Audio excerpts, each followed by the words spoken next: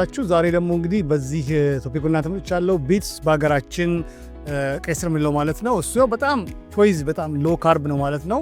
ትንሽዬ እንኳን በአንድ የቴኒስ መጫወቻ እንኳን የምታክለው በቢትስ ውስጥ ወደ 2.7 እስከ 3 ድረስ ግራም ኔት ካርብ ነው ያለው ማለት ነው።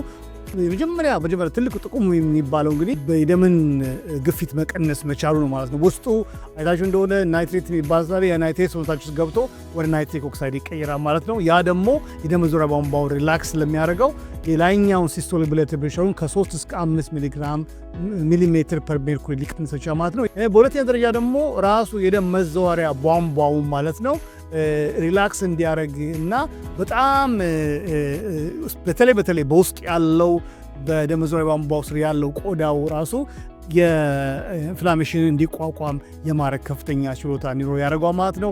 በሶስተኛ ደረጃ ደግሞ ኤክሰርሳይዝ ስንሰራ እጃችን አነስተኛ ኦክሲጅን ተጠቅሞ ጠንካራ በጣም ውጤታማ እንድንሆን ሳይደክመን እንድንሰራ እንዳይደክመን ፓወርፉል እንድንሆን ያደርገናል ማለት ነው። በአራተኛ ደረጃ ደግሞ በጣም ፓወርፉል የሆነ አንቲኦክሲደንት ነው። እንደገናም ደግሞ ፓወርፉል የሆነ አንቲ ኢንፍላማቶሪ ነው ማለት ነው። በአምስተኛ ደረጃ ደግሞ ሆሞሲስቲን የሚባለውን የሰውነታችን የሚገኘው ኬሚካል ዝቅ ያደርገዋል። ያን የሚያደርገው ለምንድን ነው?